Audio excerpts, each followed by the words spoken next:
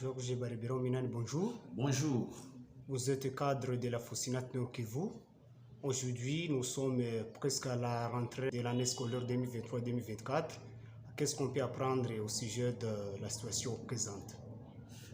C'est vrai, le 4 septembre, nous allons commencer les enseignements, mais nous sommes vraiment en situation difficile et beaucoup d'élèves risquent de rater encore cette année et c'est ce qui m'inquiète et vraiment je dois dénoncer tout ce qui bloque et voir comment résoudre ce problème.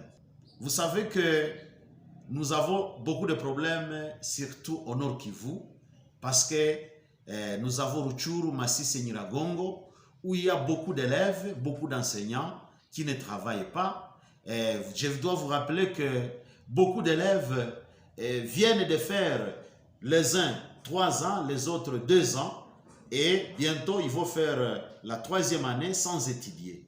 Et ces enfants sont dans les camps, au niveau de Kanyaruchinya, partout, et les autres sont même dans les zones qui sont occupées par les terroristes du M23. Et c'est vraiment un problème qui nous inquiète. Vous le savez, au niveau de Rutshuru par exemple, à Jomba, Bunagana, il y a des enfants qui viennent de faire 2 ans et bientôt ils vont commencer la 3e année sans étudier. Quand vous prenez toujours à Rutshuru, dans d'autres milieux, à Masisi, une grande partie de Nyiragongo, bientôt il faut commencer la 2e année sans étudier. Et nous avons constaté que ces enfants sont soumis même à beaucoup de défis parce qu'il y a violence, par exemple, violence sexuelle pour les filles.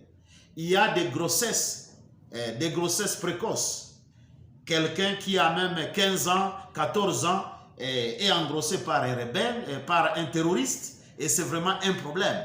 Il y a aussi des tueries, parce que vous avez constaté à Marangara et ailleurs, après même les événements de Kishiche et partout, et les gens sont en train d'être massacrés, nos enfants qui devraient étudier, alors que ces enfants ont le droit d'étudier. Et partout au monde, au niveau international, au niveau national, leurs droits sont reconnus comme tels et ils doivent les jouir. Et ils doivent étudier sans problème. C'est ça le grand problème que nous avons. Et c'est pourquoi nous sommes en train de voir comment on doit trouver des solutions coûte que coûte. Vous savez que pour le moment, vous allez constater que beaucoup d'élèves, quand tu n'étudies pas, tu dois savoir qu'à un certain moment, tu seras transformé en un bandit, en un délinquant, et tu ne seras pas utile à la société congolaise. Pour que ces enfants soient utiles à notre pays, à eux-mêmes, nous devons faire tout et travailler autour de cette question pour que les enseignements reprennent à Rutshuru, Masisi et Nyiragongo. Il faut que le gouvernement travaille sur cette question avant même le 20 août pour que les enseignements puissent commencer en septembre. Il faut qu'il y ait l'autorité de l'État. Et là, nous sommes en train d'interpeller farouchement toutes les organisations internationales. Nous avons la CIRGL, l'EAC, la MONUSCO dans les zones occupées par les terroristes.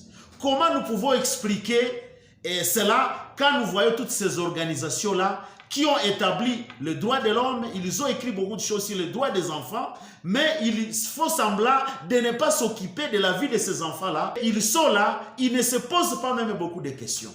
Et nous devons même interpeller le gouvernement, notre gouvernement, la RDC, depuis le Parlement, à partir de nos députés, tout ce monde-là, ne parle pas de la vie de ces enfants-là, comment ils vont commencer cette année scolaire. C'est vraiment très regrettable et nous sommes en train de les interpeller pour qu'ils puissent réfléchir et qu'ils puissent faire tout et commencer à travailler sur cette question, chercher d'autres voies et moyens pour voir comment les enfants peuvent commencer à étudier d'ici là septembre.